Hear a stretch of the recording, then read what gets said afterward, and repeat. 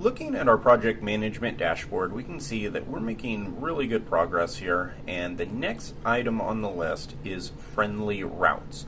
Now, what are friendly routes? I think one of the best ways of understanding this is looking at an example. I have the dev campsite open here, and I utilize friendly routes inside of it. And notice here how this is a different kind of routing system than in our application. So here we don't have any IDs.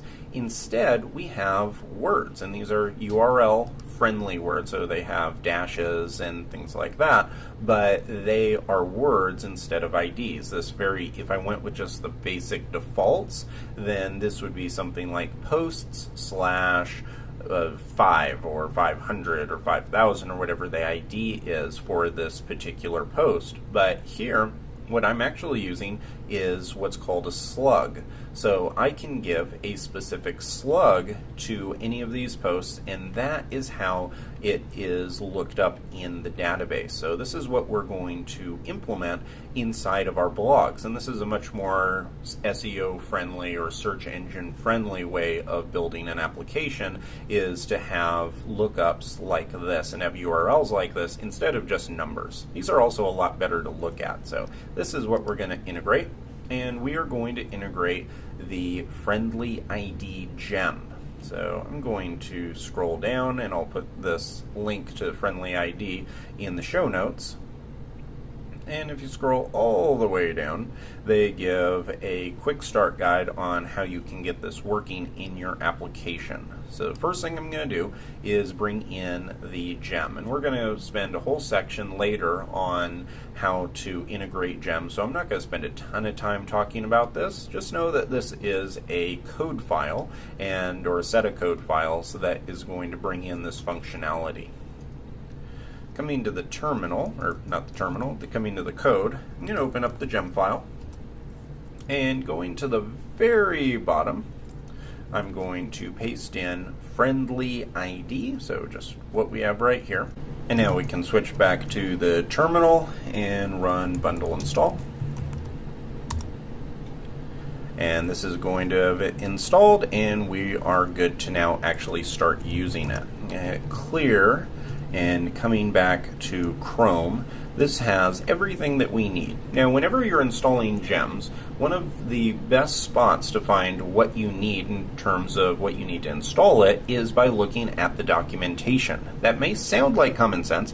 However, I've had so many students come to me and say, how can I implement this functionality? And it was something that was, if they just looked right at the documentation in the gem, it explained it, and exactly like it does right here. So we're going to be able to pretty much follow these instructions pretty much verbatim, and it's going to make it pretty easy to integrate. So the first thing we're going to do is build in this generator, run this generator. So we're going to run Rails generate friendly ID.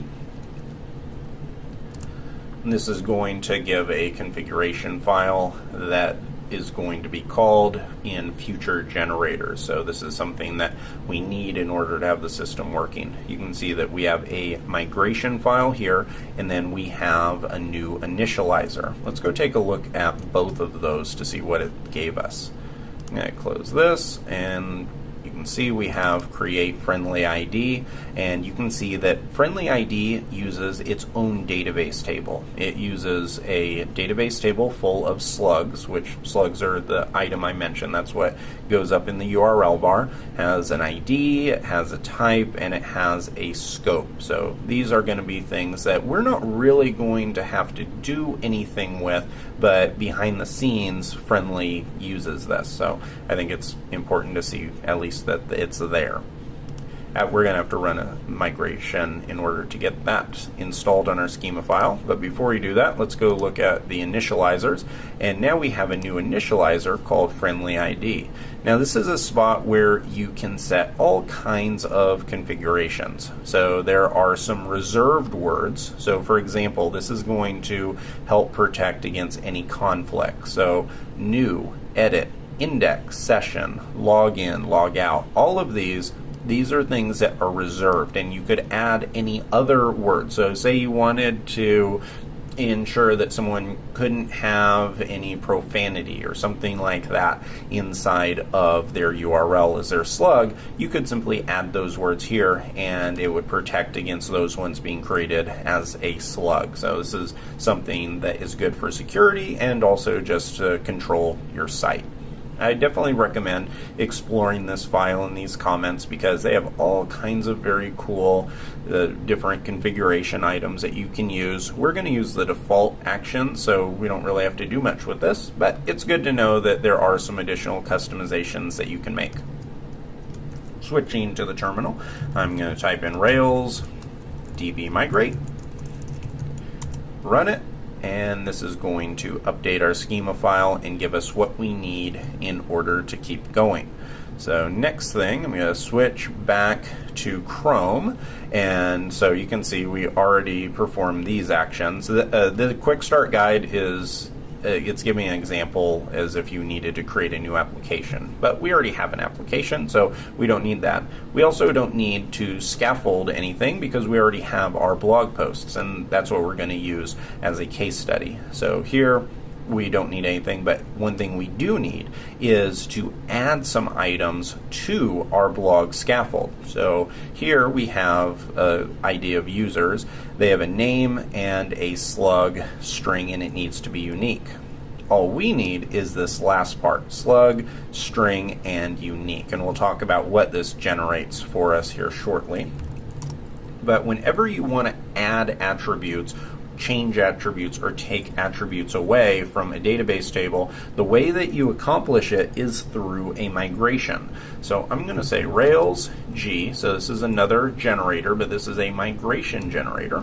So I'm going to say Rails G migration, and let's call, and then we have to give a description. So I'm going to say add slug to blogs. Now this naming is actually very important, and the reason why it's important is because there are certain keywords that Rails looks for here. If I put add at the very front of this string right here, it is going to know that we want to add an item to a database table. It's a really cool way. I mean, it's possible to work without doing this, so you could manually create the migration file, but this saves you a lot of time, and I'm going to show you how this works here in a second. And then the last word is the name of the table that you want to add it to. Everything that goes inside of it is more of just a description. It doesn't really matter, but the first part in saying add and the last part being the table name is going to help create a lot of code for you. Okay, so I'm just going to paste in slug string unique. Now the way that this works is slug is what our attribute is going to be called. That's just going to be called slug. The data type, which you've already seen when we did our scaffolds and our resource generator, this is just the data type for slug. It's a string. Now the last thing, this is optional, but we want this to be unique. And there's a few ways of forcing an item to be unique, but one of them is to simply pass it into the migration just like this. So if I hit return, it's going to create a migration file for me. And the reason why we want this to be unique too, before I go on, is because you wouldn't want to have two people who have the same exact slug. You wouldn't want to have two blog posts that have the same slug, because if you did, then you'd have no way of knowing which one to look up and which blog post to show. So that's the reason why it needs to be unique. Let's switch back to the code. I'm going to come down to db migrate, and now you can see we have add slug to blogs, and this is where it gets really cool. Notice how it already knows to add it to the blogs table right here. So it already knows that our change, because I said add and I finished off with blogs, it already knows that we wanted to add a column to the blogs table. And the other items that we passed in were slug, and that is the attribute name, and here's the data type. Now because we said unique, it is also creating an index for us. We don't have to worry about indexes at the moment. We're going to cover that more when we talk about data, and I'll talk about what indexes do and that kind of thing. Just know that what this is accomplishing for us right now is it allows for this value, the slug value, to be unique, and it also allows for it to be very fast to look up. I'm going to close this, and now let's run this migration. So I'm going to say Rails db migrate. It's going to run the migration, and now we are going to have a new attribute available to us. So if you come to the schema file now and scroll down to blogs, you can see that now we have a new attribute there called slug, and it has an index to ensure that it is unique. Now there's another thing that we have to do. Actually, there's a few things we have to do in order to get this working, and we can go look at our instructions right here in Chrome. So here it says to go to the model. They said user model, but we're not going to use a user model. Ours is going to be blog, and there's a few items they have to put inside. You have to put a friendly ID, and let's come here and open up our blog. This is not the controller, the blog.rb file, and in case you're not using fuzzy search, you can go to app, then go down to models, then go to blog, and that's the file we're looking at. So inside of this, I'm going to say extend friendly ID, and here, this is one of the changes. This, in their example, they gave name, but we actually want title. And so what title is, if you remember back to our schema file, title is the title of the blog. So essentially what's going to happen is we're going to start typing in whatever the title is, and when we hit save, it is going to generate a title for us, and it's going to generate a slug for us by taking the title and then converting that. So I think that's a pretty cool thing that it does, and it does all of that automatically for us. So now coming down, we can test this out. So we'll open up the console to see if this works.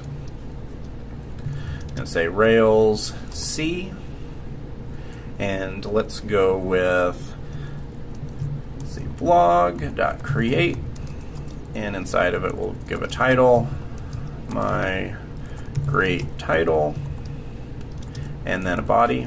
That doesn't really matter. And now if I run this, you can see it worked, and look at this. It created a slug for us right here. So it created my great title, it put it all in lowercase, it put dashes in the middle, so this is something that will work in a URL bar. Now I'm going to start up the Rails server, and we're almost done with this implementation. Hopefully you can appreciate how easy this is compared with other ways of doing this. If you had to build this kind of functionality in Java or even Python or something like that, it's not quite as easy based on my experience. So the next thing we need to do is we need to change our lookup here. So before we were going with blog.find params ID. We need to pass in this friendly item here, and I'm going to explain why in a second. Let's open up the blog's controller. Scroll all the way down to our set blog method, and so here we're going to pass this in, and it's going to be blog.friendly.find, and what this is doing is it's overriding the default behavior, because before what this set blog thing was doing, what this method was doing, it was looking in the params, but it was looking for the ID. So it was looking for a number. So if we did not put this in right here, then our system would still be looking for an ID. The problem with this is we don't have an ID that is the slug. So this would be a little bit messy, but what we can do here is friendly does this work for us. So if I put friendly here, it will still look for the parameters, but now it's going to actually pull in the slug, it's going to map it to the ID, and then it's going to go and find it. So it does the work for us and saves us quite a bit of code, or having to write quite a bit of code, and then it's going to return a blog just like this. So the cool thing is, by implementing just this one little word and adding this one method call inside of set blog, it is going to allow us to not have to change anything else in the file, and everything should still work. So now with the server going, let's come to localhost.